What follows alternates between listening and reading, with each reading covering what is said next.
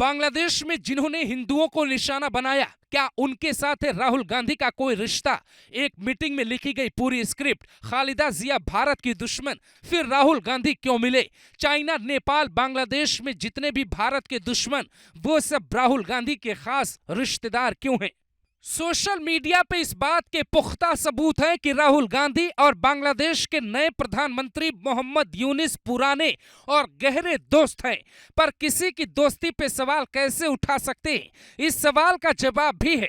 राहुल गांधी भारत की निंदा खुले मंच पे कई बार विदेशों में कर चुके हैं, लेकिन क्या उन्होंने कोई ऐसी बैठक की जो नहीं करनी चाहिए थी? बांग्लादेश के अखबार ने एक चौंका देने वाला खुलासा किया था, जिसमें दावा किया गया कि बीएनपी यानी कि बांग्लादेश नेशनलिस्ट पार्टी की नेता खालिदा जिया के बेटे से राहुल गांधी की एक गुपचुप मुलाकात हुई थी। दावा यह भी है कि यह मुलाकात 8 अगस्त को हुई थी। इसके बाद बांग्लादेश में चुनाव हुए और शेख हसीना पर यह आरोप लगे कि चुनाव में धांधली हुई।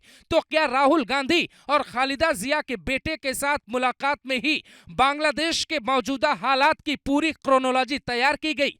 साल 2022 में एक हैरान कर देने वाली खबर आई। उस वक्त राहुल गांधी चीन के मसले पर बीजेपी पर हमला बोल रहे थे, लेकिन खबर आई कि राहुल गांधी की कई चीनी नेताओं और अधिकारियों से गुपचुप मुलाकात चल रही थी। यही नहीं, साल 2005 से 2008 तक राजीव गांधी फाउंडेशन को चीन की सरकार ने डोनेशन भी भेजा था। 2005-6 की राजीव गांधी फाउंडेशन की वार्षिक रिपोर्ट में यह पुष्टि हुई थी कि पीपल्स रिपब्लिकन ऑफ चाइना के दूतावास ने राजीव गांधी फाउंडेशन को 10 लाख का डोनेशन दिया था।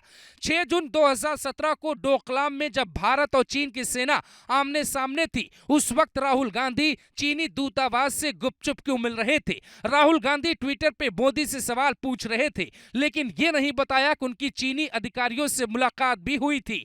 6 जून 2017 को डोकलाम में चीन और भारत की सेना आमने सामने थी। 8 जुलाई 2017 को राहुल गांधी और चीनी दूतावास के अधिकारियों की मुलाकात हुई। 10 जुलाई 2017 को यह खबर चीन के अखबार में प्रकाशित हुई। तब यह खबर भारत के विदेश मंत्रालय को पता चली और पूरे देश में हड़कंप मच गया। तो सवाल उठता है, राहुल गांधी को दुनिया के किसी भी नेता या अधिकारी से गुपचुप क्यों मिलना पड़ता है?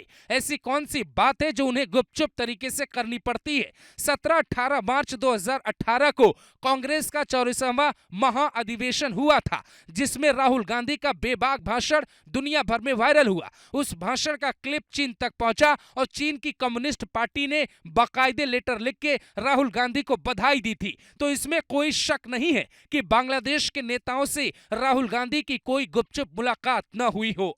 तो सवाल उठता है, अगर राहुल गांधी की क्रोनोलॉजी से बांग्लादेश में हिंसा फैली है, तो फिर भारत में मोदी सरकार को भी तैयार रहना चाहिए, कोई इंतजाम करना चाहिए। कांग्रेस के एक आह्वान पे देश के मुसलमान आंखों पर पट्टी बांधकर कभी भी दिल्ली पहुंच सकते हैं।